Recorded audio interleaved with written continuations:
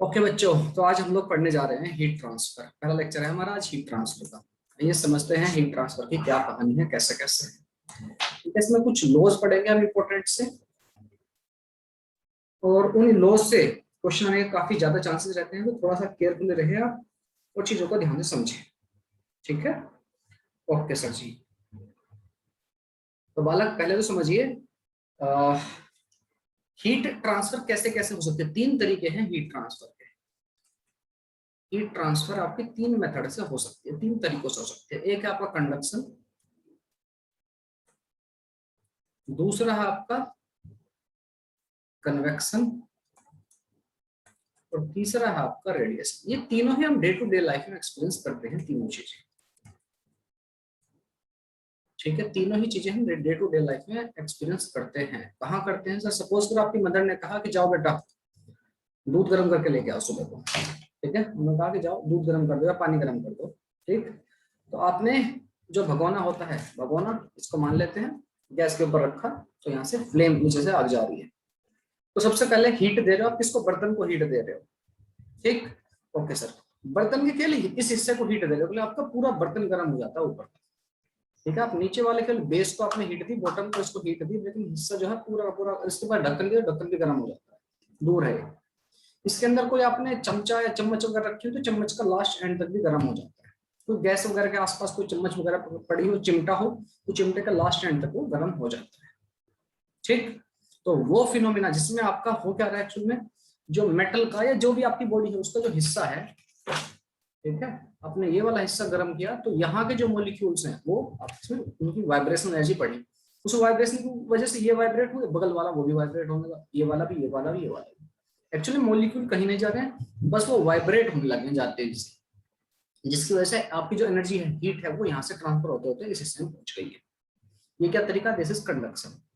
Convection का क्या तरीका है?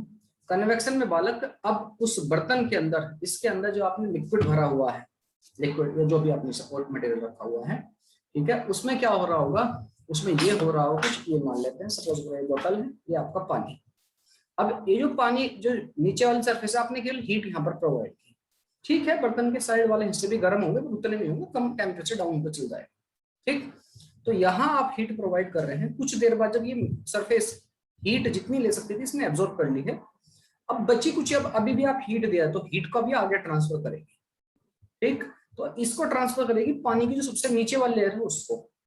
पानी की सबसे नीचे वाली लेयर जैसे ही हीट होगी, उसकी डेंसिटी जो है वो घट जाएगी, क्योंकि आपको पता है लिक्विड को आप जब हीट करो, लिक्विड है सॉलिड है, उनकी डेंसिटी डिक्रीज होती है, उनका वॉल्यूम बढ़ता है, एक्सपेंशन होती है थोड़े से। तो नीचे वाला जो पानी है वो गर्म हो चुका है, उसकी डेंसिटी हो जाएगी कम, तो अब पानी आएगा, चलो भाई हमारी डेंसिटी क्या, हम तो जा रहे हैं ऊपर। और जो ऊपर वाला पानी है उसकी डेंसिटी क्या है, ज्यादा, वो कहेगा हम जा रहे हैं नीचे। ऐसा साइकिल बनने लगेगा। ठीक है, नीचे वाली परत जो है ऊपर जाएगी, ऊपर वाली नीचे, ऊपर वाली, इस तरह से आपका साइकिल बनने लगेगा। ठीक है, जो डेंस है आपकी परतें पानी की वो नीचे आएंगी, जो लाइट होती जा रही है, गर्म होती जा रही है, वो लेके भी ऊपर जाती रहेगी। ठीक है, ये है आपका फिनोमिना कन्वेक्शन का। और तीसरा फिनोमिना है रेडिएशन का। रेडिएशन का कैसे फिनोमिना? जैसे अपने इस बर्तन को, इसको अच्छा खासा हीट कर दिया, अगर मैं आपकी आंखें बंद कर दूं, ठीक ठाक हीट है, तो उसको आप बिना टच किए महसूस कर पाते हैं कि हाँ ये गर्म है। कभी कभी ऐसा होता है, हम किचन वगैरह में मम्मी ने कुछ खाना वगैरह बनाया, जो तवा होता है जिस पर रोटियां बनाते हैं, वो अच्छा खासा गर्म था, उसको वहीं पे छोड़ दिया, किचन की लाइट ऑफ कर दी, लेकिन हम अंधेरे में गए तो, लेकिन हमें थोड़ा फील हो जाता है कि इधर की तरफ से कुछ हीट आ रही है, तो उसके हम आसपास हैं, थोड़ा महसूस हो जाता है। अगर नहीं भी हो रहा, हो सकता है कुछ कहेंगे नहीं सर ऐसा थोड़ी होता है, होता तो है, बट फिर भी नहीं भरोसा हो रहा। जब हम धूप में खड़े होते हैं तो हमें हीट महसूस होती है, हाँ सर, थोड़ा वार्म टाइप फील होता है, गर्म हो जाता है, गर्मी के दिनों तो और थोड़ा गर्म हो जाता है। तो वो जो रेडिएशन है बेटा, सन से यहाँ तक आ रहा है। देखिए, कंडक्शन में आपका मटेरियल ऑसिलेट कर रहा है, मीडियम ऑसिलेट कर रहा है, जो सॉलिड है आपका, जनरली सॉलिड होता है। लिक्विड या जिसमें कन्वेक्शन का फिनोमेना, वो आपके मटेरियल जो है, वो आपके जो मॉलिक्यूल्स है उसको मूव कर रहे हैं। ठीक है, मीडियम आपका मूव कर रहा है। और तीसरे केस में रेडिएशन, इसमें आपके मटेरियल की जरूरत ही नहीं है। ये फिनोमेना आपका इलेक्ट्रोमैग्नेटिक वेव के फॉर्म में हो रहा है। वहां से सन से इलेक्ट्रोमैग्नेटिक वेव आ रही है, जो कि हीट कैरी कर रही है अपने साथ, और यहाँ तक आ रही है, क्योंकि सन और अर्थ के बीच में कोई मीडियम नहीं है। ठीक है, तो ये तीन फिनोमेना है जो हमें पढ़ने हैं। कंडक्शन काफी डिटेल पढ़ना है, रेडिएशन काफी डिटेल पढ़ना है, कन्वेक्शन का कोई खास रोल नहीं है। आइए समझते हैं वन बाय वन, तीनों को लेते हैं तो पहले ले लेते हैं कंडक्शन, जो कि जनरली सॉलिड्स में होता है। कंडक्शन की बात करते हैं, ठीक है। Okay sir ji. तो प्यारा बच्चा, जो कंडक्शन का फिनोमिना है, ये इसमें क्या होगा, आपका मटेरियल के मॉलिक्यूल आपके वाइब्रेट करने लगेंगे, ठीक है। बिल्कुल ठीक है सर जी। तो प्यारा बच्चा, जब ये ऐसा होने लगेगा, यस सर जी, जब ऐसा होने लगेगा, जब कंडक्शन के मटेरियल जो है ये वाइब्रेट कर लेंगे, तो ये हीट को आगे भेजने लगेंगे, ठीक है। हीट को आगे ट्रांसफर कर लेंगे एक एंड से दूसरे एंड की तरफ, ठीक है चिंटू मिंटू, ठीक है सर जी। Okay great. तो बालक, सपोज करो मैं एक रोड ले लेता हूँ और यहाँ पर एक कहीं पर छोटी सी आग आग लगा जलाते हैं, यहाँ पर आपकी फ्लेम है, इधर से आप हीट दे रहे हो, सिंपली बात ये है। और एक ले लेता हूँ मैं road, I have a road like this, ठीक है, कोई रोड है, ठीक है सर जी। तो प्यारा बच्चा देखिए, अब जैसे आपने हीट दी तो धीरे धीरे टेम्परेचर यहाँ का बढ़ेगा, इस हिस्से का बढ़ेगा, इसका हिस्सा जो ट्रांजिशन स्टेट है, मतलब जहां पर आपका टेम्परेचर का वेरिएशन हो रहा है, हम ट्रांजिशन स्टेट नहीं पढ़ते, हमें पढ़नी है केवल स्टेडी स्टेट। जब रोड के ऊपर टेम्परेचर जो भी है, कुछ टेम्परेचर T1 है, T2 है, जो भी आपका फिक्स हो चुका है, अगर आप सपोज करो इधर हिस्से से, इस हिस्से से, इधर मैं रेड से मार्क कर देता हूं, इस वाले हिस्से से अगर आप हीट दे रहे हैं, ठीक है, इस हिस्से से अगर आप हीट दे रहे हैं, यहाँ से आपने हीट प्रोवाइड कर दी, ठीक है सर जी। यस सर, आग लगा दी सर, कितनी आग लगाएंगे, बस करो सर, ठीक, इस हिस्से से आपने हीट प्रोवाइड कर दी है। ओके मास्टर जी। तो क्या होगा, मतलब जो इसके पास वाला पॉइंट है यानी T1, ये आपका अच्छा खासा टेम्परेचर रहेगा। थोड़ा आगे बढ़ोगे इस पॉइंट पर थोड़ा कम रहेगा, यहाँ पर थोड़ा कम, यहाँ पर थोड़ा कम, और यहाँ पर सबसे कम रहेगा। मान लेता हूँ यहाँ पर जो टेम्परेचर है वो T2। तभी तो बेटा चिमटे का जो पिछले वाला हिस्सा रहता है, जहां से उसको पकड़ते हैं, वो उतना हीटेड नहीं होता है जितना आगे वाला हिस्सा होता है। किसी तरफ से उठा के पकड़ लेते हो क्या? नहीं सर, मम्मी पीटती है, ठीक है। तो अब होगा क्या, कुछ देर बाद जब स्टेडी स्टेट आ जाएगी, स्टेडी स्टेट आने के बाद होगा क्या बालक, जो हीट है आपकी, जितनी हीट इनको एब्जॉर्ब करनी थी अपने अपने अंदर, वो ले चुके हैं, ठीक। अब अभी भी आप हीट दिए जा रहे हो, T1 की तरफ से आप हीट दिया, तो हीट क्या होगा, जितनी भी हीट जैसे भेजोगे सारी सारी अब हीट ट्रांसफर होने लगेगी, किसको, आपके आपका जो सराउंडिंग है उसको, ठीक। Okay sir. तो ऐसी सिचुएशन में आपका बालक जितनी हीट फ्लो हो रही है ना, flow of heat it will be constant. जो dQ/dt है, rate of flow of heat with respect to time, it will be constant, ये हो जाएगा कांस्टेंट, ठीक है चिंतक मिंटक। ओके सर, ऐसा क्या, हाँ जी, ये आपका कांस्टेंट हो जाएगा। और किस पर डिपेंड करता है, दूसरी बात सुनिए, जो आपका rate of flow of heat है, ये किस पर डिपेंड करेगा, किस कई सारी चीजों पर डिपेंड करेगा, कि किस हिसाब से हमारा रेट ऑफ फ्लो, इसको हम बोल सकते हैं रेट ऑफ, बिल्कुल आप बिल्कुल अगर आपको करंट इलेक्ट्रिसिटी आता है तो यहाँ से बहुत सारी चीजें हमारी एनालॉगस होने वाली है, ठीक है, बहुत सारी चीजें आपकी सिमिलर यहाँ पर होने वाली है। अगर करंट इलेक्ट्रिसिटी आपको थोड़ा सा याद है तो आप समझिए, वहां पर क्यू से किसको नोट कर देते हैं, आप कहेंगे सर चार्ज को, यहाँ पर क्या हीट, तो ये जो वैल्यू है dQ/dt, इसको बोलते हैं बालक थर्मल करंट, थर्मल करंट। ओ ऐसा सर, हाँ जी। तो प्यारा बच्चे, जो थर्मल करंट फ्लो हो रहा होगा वहां पर सिंपली अगर मैं कहूं करंट, क्या क्या था हमारा ओम्स लॉ, क्या कहता था, कहता था sir current is directly proportional to potential difference. यहाँ पर पोटेंशियल डिफरेंस की क्या है, जगह क्या है, टेम्परेचर। मतलब आप कह सकते हो जो थर्मल करंट है, इसको हमने ITH बोल देते हैं, इसको हम ITH, यहाँ पर किसके डायरेक्टली प्रोपोर्शनल होगा, ITH will be directly proportional to, वहां पर होता था आपका वोल्टेज के लिए, मैं इनको दोनों को टेबल बनाकर इंडिकेट भी कर देता हूँ चीजों को, जिससे आपके लिए आसान हो जाए चीजें, ठीक है। वहां पर हमारा V इक्वल टू IR की तरह होता था, यस सर। वहां पर आपका जो सिंपली करंट होता था वो directly proportional to potential difference होता था, दो पॉइंट के बीच का पोटेंशियल डिफरेंस। यहाँ पोटेंशियल डिफरेंस की जगह क्या, टेम्परेचर डिफरेंस, डायरेक्टली प्रोपोर्शनल होगा टेम्परेचर डिफरेंस। ये आपका थर्मल करंट की बात कर रहे हैं, आपकी थर्मल फिजिक्स में हीट ट्रांसफर का कंसेप्ट है, ये आपका करंट का कंसेप्ट है, ठीक है। ओके सर जी। प्रोपोर्शनलिटी का सिंबल हटाकर आप यहाँ पे क्या लिख सकते हैं, I इक्वल टू V/R लिख लेते हैं, या फिर क्या लिख सकते हो, आप लिखते थे सर V अपॉन रेजिस्टेंस को ρL/A, ये लिखते थे, या फिर आप रो को क्या लिख सकते हैं, कंडक्टिविटी सिग्मा लिख सकते हैं, सिग्मा A/L × V लिख सकते हैं। बिल्कुल सर, बिल्कुल इन द सिमिलर फैशन यहां पर होती है इनकी कंडक्टिविटी, ठीक है, रेसिस्टिविटी का उल्टा कंडक्टिविटी। जैसे अगर आपने चिमटा जो है लकड़ी का है, लकड़ी के भी चिमटे होते हैं बाय द वे, ठीक है, चिमटा लकड़ी का तो उसमें हीट ट्रांसफर नहीं होगी, मेटल का तो ज्यादा हीट ट्रांसफर हो जाएगी, ठीक है, तो सिग्मा दोनों को अलग अलग अलग, यहाँ पर सिग्मा बोलते थे, यहाँ पर आपकी जो कंडक्टिविटी इसको नोट करेंगे कैसे, वो अलग अलग है। ठीक है प्यारा बच्चा, ओके सर जी। तो प्यारा बच्चा और किस पर डिपेंड करेगा, थर्मल, आपकी थर्मल करंट आपका डिपेंड करेगा dq बाई dt, यही है thermal current dq by dt। ठीक, ये किस पर डिपेंड करेगा, directly formula T1 minus T2 का रहेगा, थर्मल कंडक्टिविटी कितनी ज्यादा, और मैं सीधा फॉर्मूला लेके आ रहा हूँ, ITH will be equal to, बिल्कुल वही, यही कहानी। अच्छा सर बिल्कुल सेम टू सेम, हाँ जी बिल्कुल सेम टू सेम। सिग्मा की जगह क्या आ जाएगा, एरिया आ जाएगा आपका, वी की जगह पोटेंशियल डिफरेंस यानी T1 minus T2 divided by आपका लेंथ ऑफ रोड, और लेंथ क्या है, ये आपकी रोड की लेंथ है L।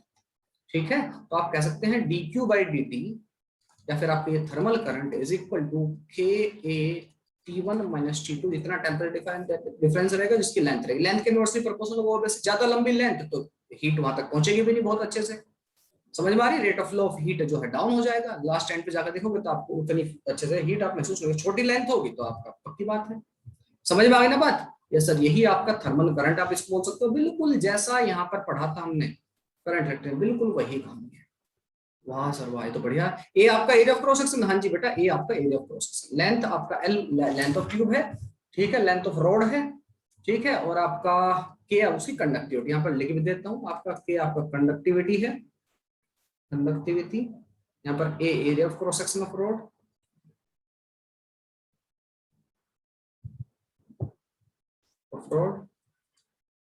L length of rod, और आपका T1 माइनस T2 का टेम्परेचर डिफरेंस, वहां पर पोटेंशियल डिफरेंस हो तो यहाँ पर टेम्परेचर डिफरेंस।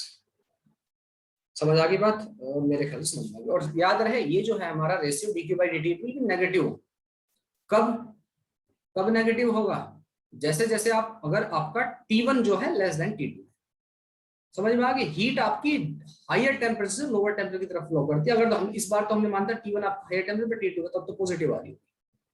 ठीक है, बात समझ में आ गई यार, ठीक है सर जी, चलिए ये बात मेरे ख्याल से समझ में आ गई। अच्छा, अगर मैं इसमें टेम्परेचर का देख लूं, टेम्परेचर का वेरिएशन कैसा हो रहा होगा, ठीक है, या फिर कह दूं मैं रेट ऑफ कूलिंग कैसा हो रहा होगा इस केस में, रेट ऑफ कूलिंग, आप जैसे जैसे एक रोड के एक हिस्से से दूसरे हिस्से की तरफ जा रहे होंगे तो क्या हो रहा होगा, आप कहेंगे सर एक हिस्से से दूसरे तो थोड़ी ठंडी ठंडी होती चल जाएगी, कम टेम्परेचर रहेगा, तो टेम्परेचर आपका डाउन होता चला जाएगा, बिल्कुल सही बात है सर, टेम्परेचर डाउन होता चल जाएगा ना, यस सर जी। तो यहाँ से आप T1 से T2 की तरफ जब बढ़ रहे हैं तो आपका टेम्परेचर डाउन होता चला जाएगा, तो रेट ऑफ कूलिंग क्या होगा, dt upon dt will be equal to, कैसे इसको डिफाइन कर सकते हैं, आपको पता है Q इक्वल टू क्या होता है, mc डेल्टा t, तो इस dq की जगह इस इक्वेशन में आप कर सकते हैं mc delta t dt upon dt will be equal to ka T1 minus T2। आप इसको dt ना समझे क्योंकि ये रोड के एंड पर है, अच्छा खासा डिफरेंस है, dt क्या, ये वाला dt कौन सा, छोटा सा चेंज डिवाइड बाई l, तो यहाँ से mc नीचे चला जाएगा तो नीचे हो जाएगा यहाँ पर mcl, समझ में आ गई बात। Yes sir, rate of cooling क्या हो जाएगा कुछ इस तरह,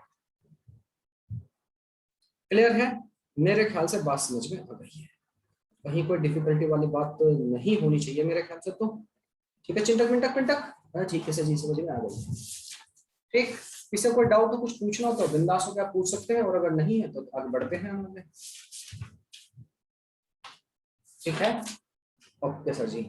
थर्मल कंडक्टिविटी क्या होती है मैंने आपको बता दी है, ज्यादा थर्मल कंडक्टिविटी क्या है, तो मतलब अच्छे से वो हीट को कैरी करे ज्यादा बेहतर तरीके से, ठीक चिंटू मिंटू, ओके सर जी, बात समझ में आ गई है मेरे ख्याल से, आ गई है, आ गई है, आ गई है। ओके, अब बात करते हैं बिल्कुल जैसा वहां पर था आपका, आपको करंट इलेक्ट्रिसिटी से यहाँ बहुत सारी चीजें सिमिलर है, एक तो ये मैंने टेबल बनाई है, यस सर, जैसे वहां थी चीजें बिल्कुल बहुत सारी चीजें यहाँ पर आपको सिमिलर देखने को मिलेगी। अब बात करते हैं थर्मल रेजिस्टेंस, थर्मल रेजिस्टेंस उसी के जैसा रेजिस्टेंस, बिल्कुल वही थर्मल रेजिस्टेंस की बात करते हैं, थर्मल रेजिस्टेंस, थर्मल रेजिस्टेंस जैसा वहां होता था ऐसा ही यहाँ भी रेजिस्टेंस है, वहां हमने जो पढ़ा था आपका electron R equal to rho L over A पढ़ा था, यहाँ पर जो थर्मल रेजिस्टेंस होता है वो होता है प्यारा बच्चा, यस जी, क्या होता है, R T H equal to होता है रो की जगह 1 अपॉन के लिख लीजिए, conductivity, yes sir, L upon A, वही है। वाह सर, वही तो बहुत ही बढ़िया सर, ठीक है चिंटक मिंटक, यस सर।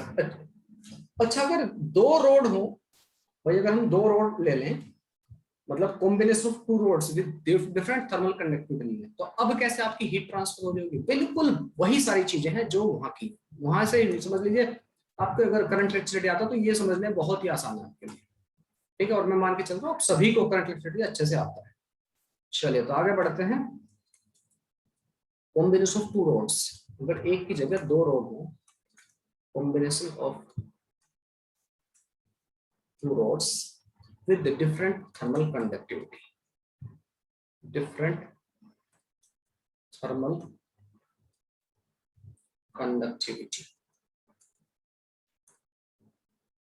ठीक है जी। जैसे एग्जांपल के तौर पर मैं मान लूं ये दो रोड है मेरे पास, अलग अलग इनकी लेंथ हो सकती है, ठीक। अभी के भी अलग अलग लेंथ हो सकती है। अगर मैं इसको ऐसे कनेक्ट कर रहा हूँ और इस हिस्से से हीट दे रहा हूँ और यहाँ तक जाऊँ, ये आपका कुछ अलग मटेरियल है, ये आपका अलग मटेरियल है, ठीक। बिल्कुल सर।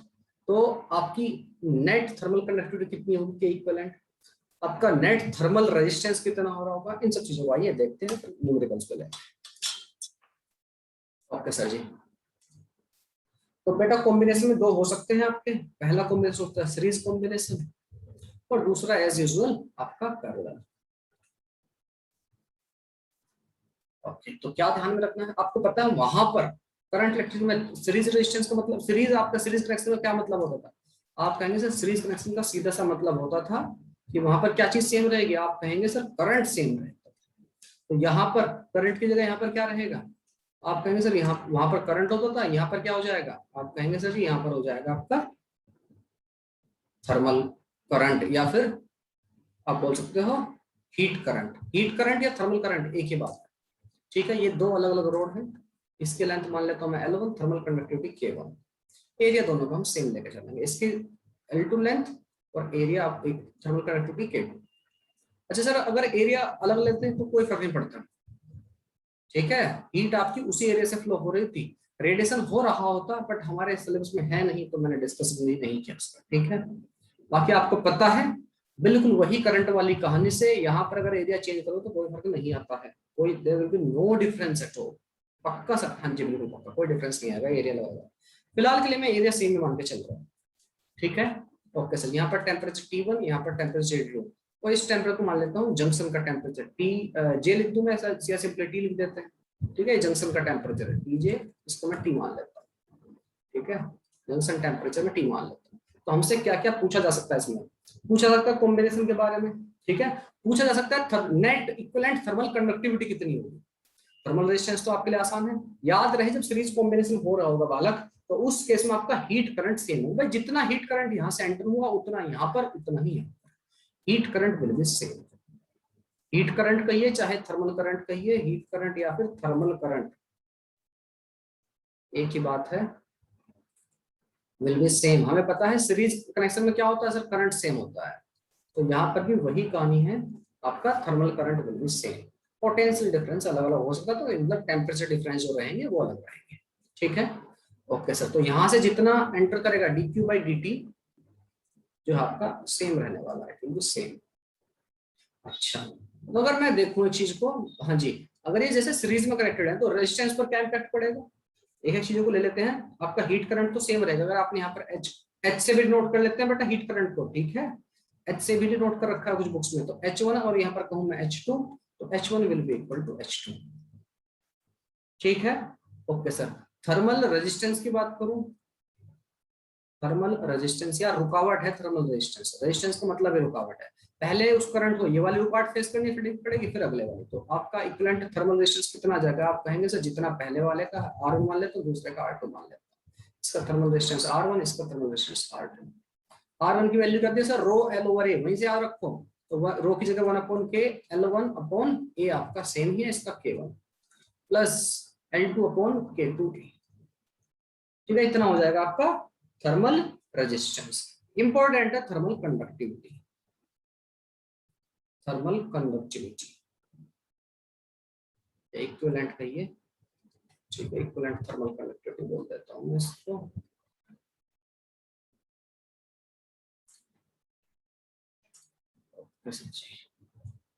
Equivalent thermal conductivity. ठीक है चिंता मिंटा? यस सर जी।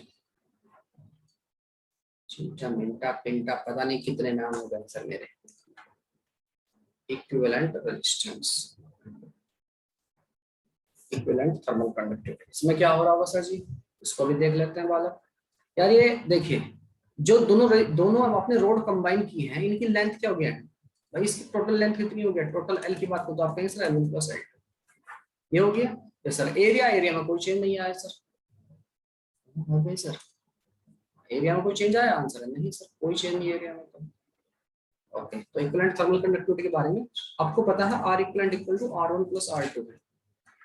अगर मैं इसको थर्मल कंडक्टिविटी की फॉर्म में लिखना चाहूँ तो मैं इसको रेजिस्टेंस में लिख सकता हूँ। आप कहेंगे 1/k इक्विवेलेंट, लेंथ कितनी हो जाएगी? L डिवाइड बाई आपका एरिया, ये रहेगा। Yes sir. R1 की क्या कहीं रहेगी? आप कहेंगे sir L1 upon K1A plus R2 की L2 अपॉन K2A। एरिया तो सब जगह कॉमन है, कैंसिल आउट हो जाएगा। ठीक है। यस सर जी। और ये L क्या है? इसको मैं क्या लिख सकता हूँ sir? L1 plus L2। Total length कितनी? L1 plus L2 equal to L1 upon K1 plus L2 upon K2। और मैं आपको सजेस्ट करूंगा आप इसको कैसे ध्यान में रखना है। ठीक है, ऐसे ध्यान में रखना है। आप इसको सोल्व करोगे, के इक्विवेलेंट इधर जाएगा, ये होगा वगैरह वगैरह, तो के इक्विवेलेंट कितना आ जाएगा? आपका के इक्विवेलेंट आ जाएगा L1 प्लस L2। अब आप कहेंगे सर इसका एलसीएम ले लूंगा, K1 K2 में एलसीएम ले लूंगा, ऐसे ही याद रखिए, आसान रहेगा याद रखना। Plus L2 upon K2, that's it. इसी फॉर्म में इसको फॉर्मेट में ध्यान में रखिए। ठीक है, अदरवाइज उसका एलसीएम लोगे तो कोई ना कोई टर्म मिस कर बैठोगे। एलसीएम लेके इसका कट्टम पुट्टा खेलोगे अगर आप इससे, तो आप टर्म्स मिस कर दोगे। तो आप इसको एज इट इज ही याद रखिए। ये आप ये ज्यादा, ये लिखने का जो तरीका है ये ज्यादा आसान है। बात समझ में आ गई है? मेरे ख्याल से बात समझ में, इसमें जो भी नोट डाउन करने की इच्छा कीजिए, फिर बढ़ते हैं आगे। सुनिए बालक, तो ये हो गया हमारा के इक्विवेलेंट। इसमें भी थोड़े देखिए अलग अलग सिचुएशन हो सकती है। अगर आपकी लेंथ इक्वल है, if L1 equal to L2 equal to L ही है, तब आपका के इक्विवेलेंट कितना आ जाएगा? आप कहेंगे सर कोई बड़ी बात नहीं, L1 L2 L से L कैंसिल हो जाएगा, ऊपर L प्लस L2 हो जाएगा। यस सर, समझ में आ रही है ना? बिल्कुल से समझ में आ रही है। तो कितना आएगा? 2 upon 1 upon K1 plus 1 upon K। और अगर ये n होती, सपोज करो n होते, बहुत सारे नंबर होते इसमें, तो आप क्या कहेंगे? अगर और एंड n रोड्स, रोड्स जो है n नंबर है, ये कितनी होती है? 1 L plus up to n। Yes sir, n upon ये क्या था? 1 upon K3 1 upon K4 up to 1 upon K। समझ में आ गई बात? ओके सर जी। अगर इफ L1 भी इक्वल है L2 के, L3 के सब भी इक्वल है, एंड आपकी थर्मल कंडक्टिविटी भी सेम है सर, फिर तो एक ही रोड मान लो। हाँ बिल्कुल ठीक है, एक ही रोड जैसी कहानी से हो जाएगी। तो उस केस में क्या हो जाएगा? तो उसमें तो सर के कितना हो जाएगा? 1 अपॉन K प्लस ये भी n और ये भी n, तो यही आंसर आ जाना फिर तो। ठीक है, हाँ ठीक है सर।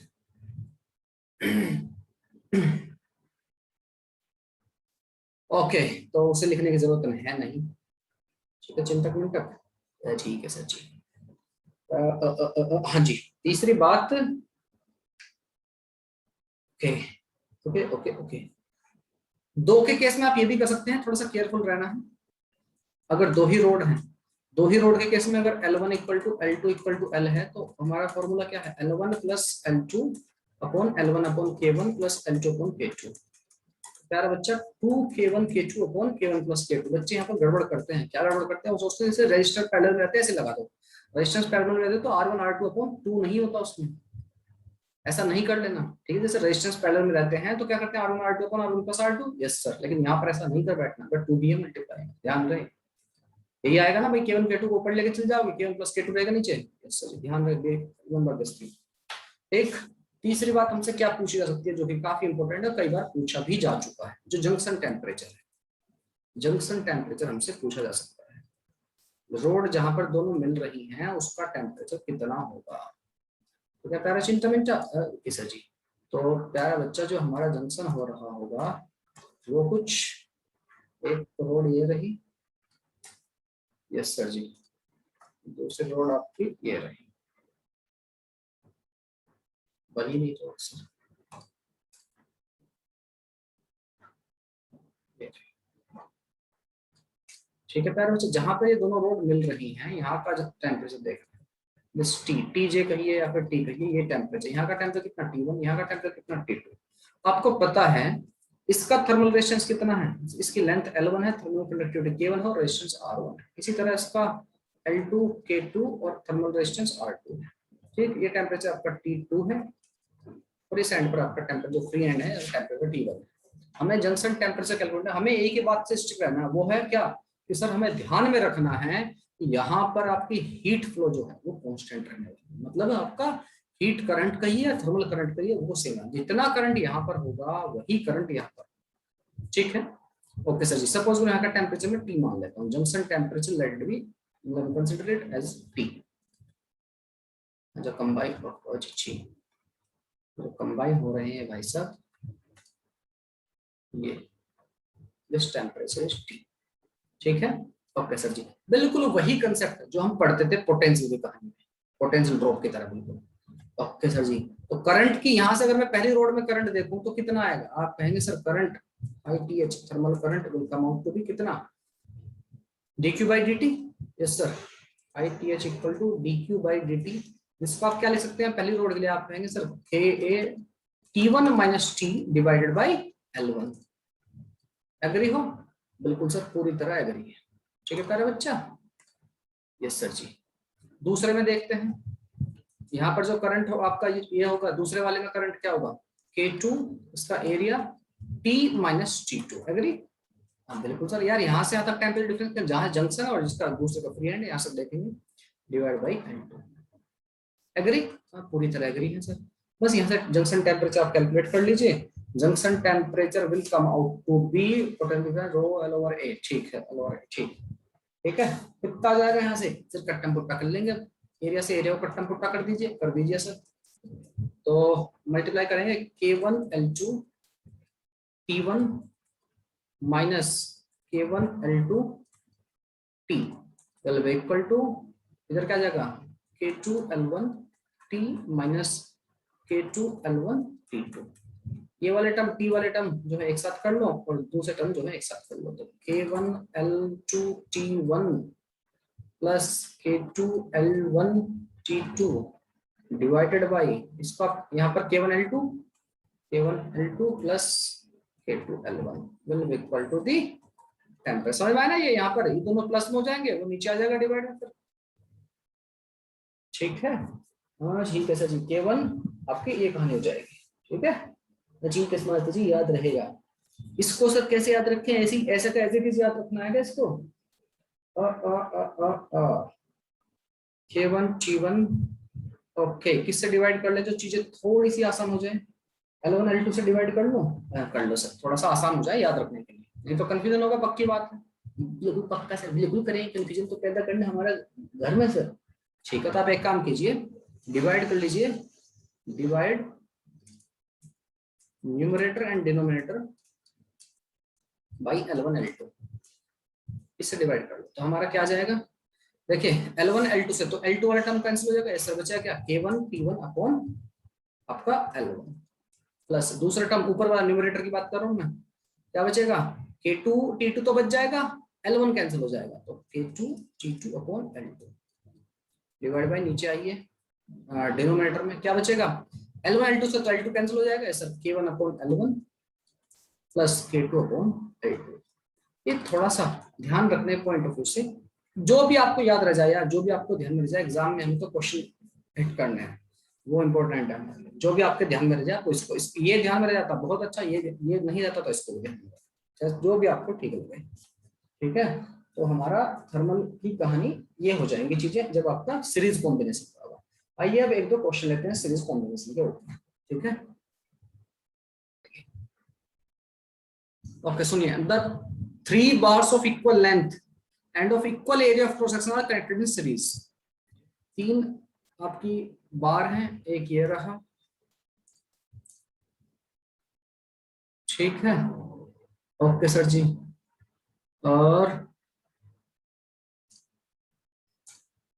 और दूसरी ये आपकी ये रही, दोनों से एक जैसी पता भी नहीं लग रहा, हाँ चेंज कर देंगे हम। ठीक है जी, ओके, और तीसरी एक और, ऐसी बार, ठीक है। उनकी कंडक्टिव लेंथ इनकी इक्वल है, ये आपको तसल्ली रहेगी कि इनकी लेंथ जो है वो इक्वल है। समझ में आ रही है बात? तो ठीक है सर जी, तीनों की लेंथ बराबर है, ठीक।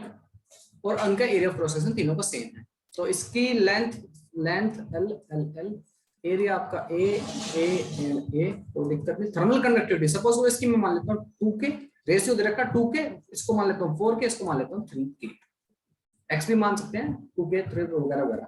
तीनों के तीनों सीरीज में कनेक्टेड है, तो क्या होगा हमारा करंट सेम रहेगा, मतलब dq बाई dt की वैल्यू जो है सब में सेम होने वाली है। इसका टेम्परेचर मैं मान लेता हूँ θ1, इसका टेम्परेचर मान लेता हूँ θ2, यहाँ का टेम्परेचर T1 मान लेता हूँ, यहाँ का टेम्परेचर T2 मान लेता हूँ। हीट इलेक्ट्रिसिटी जैसे इधर फ्लो हो रही है, और T1 की वैल्यू जो है, T1 की वैल्यू क्या है आपकी 200 डिग्री सेल्सियस, तो दूसरा कितना है 18। तो प्यारा बच्चा dq बाई dt की वैल्यू क्या, आप कहेंगे sir Ka T1 minus T2 divide by L, ये रहती है। हाँ यस सर। अब ये पहली रोड के लिए यहाँ से यहाँ तक कितना जगह, ये डेल्टा, ये जो टेम्परेचर डिफरेंस है, इस पहली रोड के लिए क्या जगह T1 माइनस θ1, ठीक है। कंडक्टिविटी कितनी हो जाएगी पहली रोड के लिए, आप कहेंगे sir 2K, agree? Yes sir ji agree. Conductivity 2K will be equal to sir ji, दूसरे वाले रोड के लिए क्या कहेंगे आप, थर्मल कंडक्टिविटी कितनी 4K लिख लीजिए इसको, ठीक। ओके मास्टर जी। आगे एरिया ए ही है, और आपका टेम्परेचर डिफरेंस कितना θ1 माइनस θ2 डिवाइडेड बाई लेंथ कितनी है सर LES के। तीसरी की बात करते हैं, थर्ड के लिए बात करते हैं। हमारा जो क्या बोलते हैं, थर्मल कंडक्टिविटी कितनी है इसकी, आप कहेंगे सर 3K, रेशियो 3 है, यस सर जी। और दूसरा आपका एरिया ए है, temperature difference θ2 minus T2 upon आपकी लेंथ। अब देखिए 3 इक्वेशन बना सकते हो, कोई सी भी दो को उठाकर रख लीजिए इक्वल, आपके आंसर आ जाएंगे, ठीक है। इसको मैं सोल्व करने पे मेरे ख्याल से मुझे नहीं जाना चाहिए, यहाँ से L K A cancel out हो जाएगा, तो आपका पहले इक्वेशन आप ले सकते हो 2 times T1 minus θ1 will be equal to 4 times θ1 minus θ2 will be equal to 3 times आपका θ2 minus T2। अब कोई दो इक्वेशन उठाइए, पहले ये वाली और ये वाली ले लीजिए, एक इक्वेशन बन जाएगी, फिर ये वाली या ये वाली ले लीजिए, दूसरी बन जाएगी θ1 θ2 के टर्म्स में, आप उनको इक्वेट करा लें, इक्वेशन सोल्व कर लें। आपके जो आंसर है मैं यहाँ पर सोल्व नहीं कर रहा हूँ, या करना पड़ेगा, सर कर दीजिए सर प्लीज, गरीब बच्चा है सर प्लीज कर दो, चलो तो भैया कर ही देते हैं, क्या ही करें।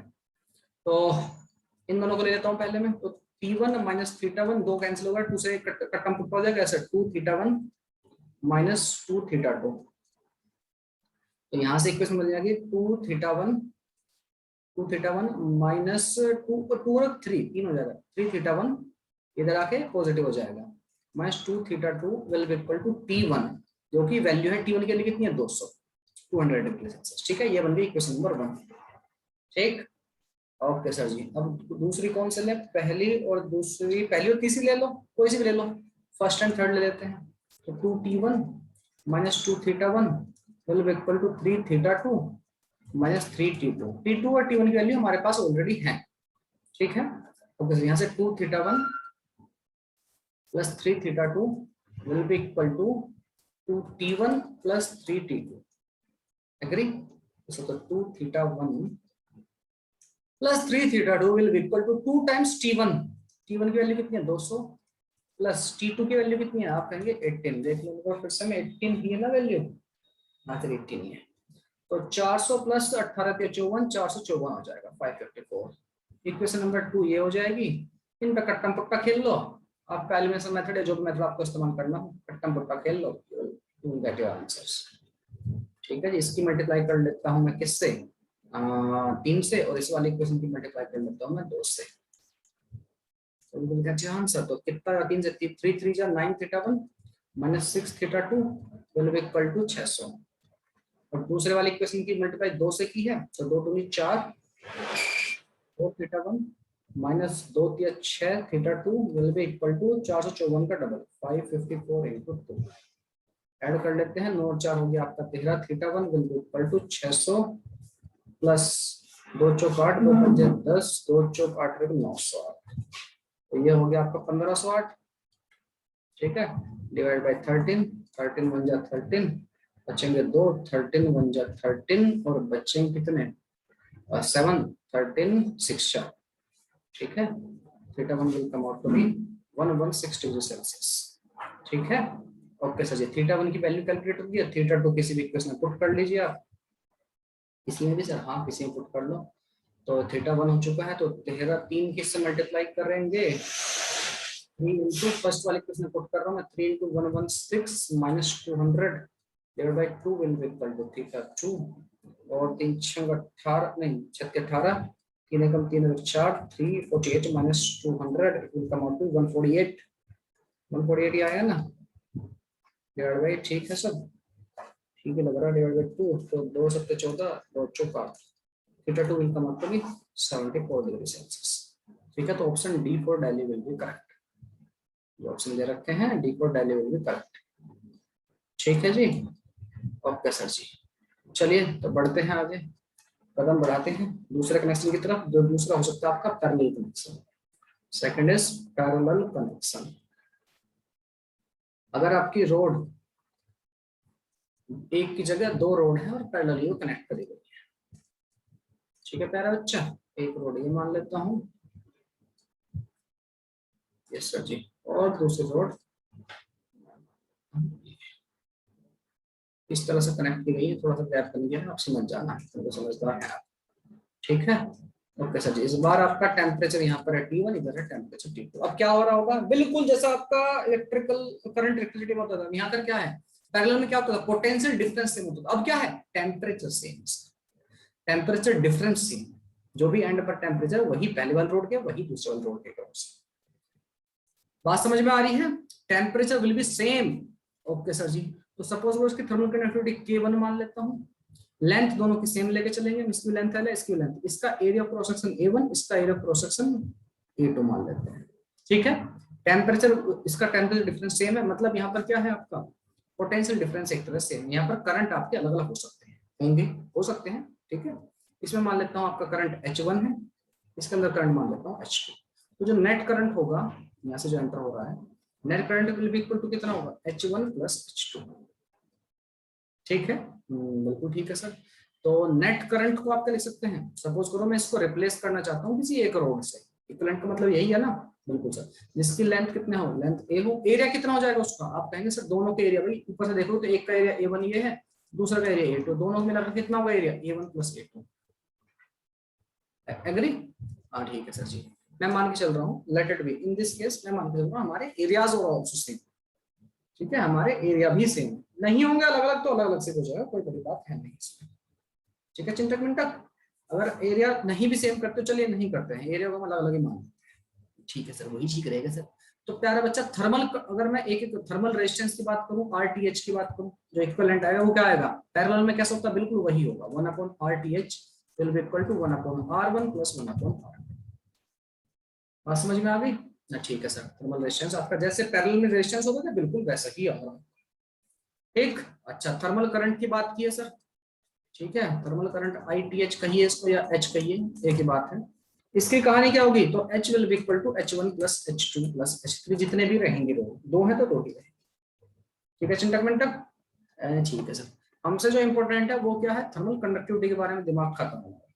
तो थर्मल कंडक्टिविटी के लिए आप क्या लिख सकते हो, क्या लिखिए सर, वही तो पूछने से मेरे को आपसी, हाँ देखो, तो ये आपका RTH से ही कर लीजिए इसको सॉल्व, RTH वाले कंसेप्ट से। रेजिस्टेंस इक्वल टू क्या आता है, आप कहेंगे sir rho L over A, rho की जगह आता है थर्मल कंडक्टिविटी K, ऊपर चल जाएगा K इक्विवेलेंट मान लेता हूं मैं इसको, रो L यहाँ पर आएगी लेंथ, लेंथ L ही रहनी है और एरिया चल जाएगा वो, एरिया कितना है आप कहेंगे sir A1 plus A2 equivalent का ठीक है। और इनकी क्या कहानी, आप कहेंगे सर इनका K1 आपका A1 कौन प्लस इस वाले का रेजिस्टेंस, दूसरे का रेजिस्टेंस आपका 1/L K2 A2। अगर बहुत सारे तो इसी तरह सम होता चल जाएगा, देखिए L तो आपका कैंसिल हो जाएगा ठीक, तो K करंट कितना जाएगा आपका, आप कहेंगे sir K1 A1 plus K2 A2 plus K3 A3 and so on, मैं दो की बात कर रहा हूँ, दो पे लिख लेता है, divide by A1 plus A2 ठीक है प्यारा बच्चा। Thermal conductivity will be this ठीक है। सारी चीजें समझ में आ गई होंगी मेरे ख्याल से, किसी को कोई डाउट हो तो आप मुझे बता सकते हो। एक चीज ध्यान रखना बेटा, यहाँ पर जो थर्मल करंट है ना, एम्पियर में मत लिख देना, थर्मल करंट जो होगा यहाँ क्या है, dq by dt क्या है, हीट क्या होती है, it is a form of energy heat per unit time यानी एनर्जी पर यूनिट टाइम क्या जो पावर। हाँ ठीक है, कभी आप लिख के बैठ जाओ अरे सर एम्पियर में लिख देने का, ऐसा पाप नहीं कर देना। तो इसी बात पर एक क्वेश्चन आप किसके ऊपर लेके आते हैं। लाइए सर क्वेश्चन। बालक मैंने क्या किया है, यहाँ से हीट करंट एल्यूमिनियम का कैलकुलेट किया है, फॉर्मूला प्लेस किया, मेरा हीट करंट आ गया एल्यूमिनियम के थ्रू, फॉर्मूला में वही K A delta T N T1 minus T2 upon आपका एल। वहां से आपका आ गया हीट करंट कितना, कॉपर का 960 और इसका एक का एल्यूमिनियम का आ गया 576, कॉपर का आ गया इतना, दोनों का निकल गया, दोनों को ऐड कर दो आपका 1.5 किलोवाट आपका करंट आ गया है, और रेशियो 960 अपॉन 576। ठीक, ओके सर जी, I would like to give you one more question but अब जरा आगे की बात सुनिए, सुनाइए sir. Apart from this, yes sir, thermal conduction में ही, हाँ जी सॉरी थर्मल कंडक्शन, अगर आपका रेडियल हो रहा है, रेडियल हीट कंडक्शन हो रहा है, मतलब सर मतलब कुछ ऐसा, अगर आपका ऐसे कोई सिलेंडर है, सिलेंडर को मैं ऊपर से देख रहा हूँ, ठीक है, और अंदर की तरफ टेम्परेचर कुछ और है और बाहर की तरफ टेम्परेचर कुछ और, मतलब सर अरे मतलब हीट का जो फ्लो है कुछ इस तरह से हो रहा है, इधर से इधर की तरफ, ऐसे इधर से, ठीक है, ये सिलेंडर का हिस्सा मान लेते हैं, अंदर वाले की जो रेडियस है सपोज करो R1 है, इसके रेडियस बाहर वाले की R2, ठीक है, और मटेरियल जो है, मटेरियल आपका यहाँ पर भरा हुआ है इस हिस्से में, ये आपका मटेरियल भरा हुआ है, ये बाहर भी आपका एम्प्टी स्पेस है, सराउंडिंग है, एयर वगैरह है, और इधर भी आपकी यही कहानी है, ठीक है सर, ओके सर जी। चलिए तो आगे समझिए क्या होगा। ऐसे केस में अगर हमसे पूछ लिया जाए हीट करंट की वैल्यू कितनी होगी, या फिर सिंपली हमसे रेजिस्टेंस कैलकुलेट करने के लिए पूछ लिया जाए, वो आपको प्लीज ध्यान में रखना है हर हाल में, ठीक है। अगर यार देखो ये करंट की भी कहानी हो सकती थी, आपका करंट है यहाँ से इधर की तरफ जा रहा है, तो बीच में रुक गया, तो रेजिस्टेंस की वैल्यू कितनी होगी। अगर आपको यहाँ पर टेम्परेचर सपोज T1 है, अंदर का टेम्परेचर T2 है, आपका जो पूछ लिया जाए आपका करंट कितना होगा ITH, तो आप कहेंगे dQ/dt, हीट H से नोट कर लीजिए, कोई एक चीज, कोई सी भी एक चीज नोट कर लीजिए, तो कितना हो रहा होगा, आप कहेंगे sir it will be equal to ITH will be equal to H equal to कितना T1 minus T2 potential difference upon resistance. RTH calculate करना ही यहाँ पर सारे जिद्दोजहद आपको इसी में करनी है, तो RTH कैलकुलेट कर पाएंगे आप। ये सिलेंडर है, अगर आप साइड में से देखेंगे तो सिलेंडर कैसा, कुछ ऐसा सिलेंडर है, ठीक है, ऐसा कुछ आपका यहाँ पर ये मटेरियल भरा हुआ है, ठीक, करंट इलेक्ट्रिसिटी पढ़ा है तो ऑब्वियसली आपको इसका रेजिस्टेंस कैलकुलेट करना आता होगा मेरे ख्याल से। तो इसका जो रेजिस्टेंस आएगा, रेजिस्टेंस इक्वल टू जैसे हमारा रो L ओवर ए होता है 1/K L ओवर ए होता है। लेकिन देखिए बालक, जैसे जैसे आप यहाँ से छोटे वाले सर्कल से बड़े वाले सर्कल की तरफ मूव कर रहे हैं, तो आप देख रहे होंगे एरिया बढ़ रहा है। क्यों, बाहर वाले का एरिया अगर देखें, अगर सर्कल के हिसाब से देखें तो πr2 स्क्वायर, अंदर वाले का πr1। जैसे जैसे एरिया बढ़ रहा है तो क्या हो रहा होगा, आपका इसका जो थर्मल रेजिस्टेंस है उस पर भी इंपैक्ट आ रहा होगा, एरिया चेंज, ठीक है। सपोज करो कैसे कैलकुलेट कर सकते हैं, यहाँ से ये आपको आना चाहिए, ये आपका करंट इलेक्ट्रिसिटी में पढ़ते हैं आप, x डिस्टेंस पर एक मैं सर्कल ड्रॉ कर लेता हूँ, let me draw a circle at a distance of x from the centre, ठीक है, ये मैं ड्रॉ कर लेता हूँ, ठीक है जी, हाँ ठीक है बच्चे जी, ये कुछ ऐसी कुछ ऐसा, और इन दोनों के बीच में कहीं x डिस्टेंस में मैंने एक सर्कल ड्रॉ कर लिया, ये let me make it red colour, तो आपको थोड़ी विजिबिलिटी हो जाए अच्छे से, ठीक है। ओके, ये कितनी दूरी पर है, इसकी रेडियस है r, तो या x मान लेते हैं, जो कि वेरिएबल है विच इज चेंजिंग, ठीक। तो आपका छोटा सा रेजिस्टेंस अगर मैं देखूं तो कितना हो जाएगा, यहाँ पर जो छोटी सी विड्थ है इसकी लेंथ जो है उसको dx मान लेता हूँ, डिवाइड बाय k, तो आपका सेम रहेगा कंडक्टिविटी है सर, एरिया क्या लिख सकते हो आप, यहाँ से यहाँ कितनी दूरी पर है, सर्कल है, ठीक है, लेकिन साइड में से क्या है, एक सिलेंडर है, तो सिलेंडर का एरिया कितना होता है, आप कहेंगे 2πr(h) होता है सर, ठीक है, h इसकी height of circle, sorry cylinder, तो 2πr(h) की जगह रेडियस कितनी xh लिख लीजिए, इसको इंटीग्रेट कर लीजिए, टोटल रेजिस्टेंस आ जाएगा, ये log में आ जाएगा, तो कितना आ जाएगा 1/2πk बाहर आ जाएगा, dx/h भी बाहर आ जाएगा, dx/x का इंटीग्रेशन क्या था log x, और कहां से कहां तक है, r1 से लेकर के रेडियस r2 तक, तो प्यारे बच्चे इसमें वैल्यूज को रखेंगे तो 2 पाई के एच लॉग, आपका रेडियस है यहाँ पर r1 r2, तो log r1 अपॉन r2 हो जाएगा। पता लग गया होगा क्या क्या किया है मैंने, upper limit minus lower limit log r1 minus log r2 का log r1 अपॉन r2 लिख सकते हैं। तो this will be the thermal resistance. बस ये निकल गया है, यहाँ पर स्केल रखिए आंसर आ जाएंगे। समझ में आ गई बात? मेरे ख्याल से बात समझ में आ गई है। अपार्ट फ्रॉम दिस, इससे अलग एक चीज और सुनिए प्यारा बच्चा। यस सर जी, कन्वेक्शन का फिनोमेना, इसको ध्यान रखिए, इंपॉर्टेंट है, कभी पूछ जाता है सिलेंडर की कहानी करंट इलेक्ट्रिसिटी में और यहाँ पर भी। ठीक, ओके सर जी। कन्वेक्शन का फिनोमेना जो होता है, कन्वेक्शन का फिनोमेना मैंने आपको बताया क्या, आपका सर जो भी कोई लिक्विड रखा होगा, कोई भी लिक्विड इधर रखा होगा तो आपका हीट होगा और ऊपर भागेगा, ऊपर जो ठंडा लिक्विड है इधर आएगा, इस सर्कल बन रहे होंगे इस तरह से। तो रेट ऑफ कन्वेक्शन जो है कितनी तेज से आपका rate of heat of convection कह सकते हो आप, रेट ऑफ कन्वेक्शन कह सकते हो आप। कैसे कैसे हो रही होंगी चीजें, हमें क्या पता सर कैसे हो रही होंगी बेटा, तो वही तो बताना है आपको कैसे हो रहा होगा। तो यहाँ पर आपका जो रेट ऑफ हीट फ्लो होगा dq by dt, it will be equal to directly proportional होगा टेंपरेचर डिफरेंस के, yes sir, T1 minus T2, जितना टेंपरेचर यहाँ पर नीचे सरफेस पर, कितना टेंपरेचर ऊपर है, T1 T2 इन दोनों के टेंपरेचर डिफरेंस पर रहेगा। ठीक है, तो ओके सर। दूसरा, यस सर, इसका एरिया पर रहेगा, सरफेस एरिया, कितना सरफेस है आपका एरिया कांटेक्ट में। ओके सर जी, तो डायरेक्टली प्रोपोर्शनल है एरिया और डेल्टा टी के, और साथ में एक कोफिशिएंट होता है प्रोपोर्शनल जिसको बोलते हैं आपका कन्वेक्शन कोफिशिएंट, H क्या आपका कन्वेक्शन कोफिशिएंट। बस इतना ही जानना आपके लिए काफी है फिलहाल के लिए तो इसमें तो। ठीक है सर जी। और एक छोटी सी चीज और, मैंने शायद आपको एक लेक वाला क्वेश्चन कराया भी था कि भाई लेक है वो कितना, आपके फ्रीज टेम्परेचर ऊपर इतना है, नीचे टेम्परेचर। लेक सर्दियों के दिनों में क्या होता है, फ्रीजिंग ऑफ लेक की अगर मैं बात करूं, सर्दियों के दिनों में जो लेक होती है, झील होती है, जम जाती है। इंडिया में ना होता हो, बाहर की कंट्रीज में होता है। ठीक है, तो सपोज करो यहाँ पानी था, इसके ऊपर काफी मोटी सी परत आ गई किसकी, अब बर्फ की आ गई है।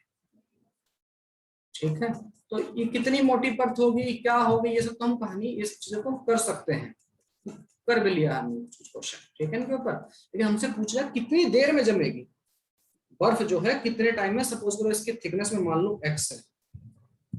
ठीक है, ओके सर जी, आपको पता है, और ये बात भी आपको पता है, एक बार क्वेश्चन एससी वर्ग वगैरह में भी है और पूछे भी गए कि यार जो सबसे पानी की, मैंने आपको बता दी थी, पानी की जो सबसे नीचे वाला लेयर होगा ना, जो पानी है इसके नीचे भरा हुआ, यस सर, यहाँ पर जो टेम्परेचर रहेगा 4 डिग्री सेल्सियस रहेगा। ठीक है, पूरी की पूरी लेक नहीं जमती है सर, बहुत ज्यादा सर्दी पड़ जाए तब भी, तब भी नहीं जमेगी। क्यों सर, देखिए लेक बर्फ जो है तब कब तक जमेगी, जब तक आपका टेम्परेचर बैलेंस नहीं रहता। थर्मल से नीचे जमीन से भी तो आपकी हीट निकलती रहती है।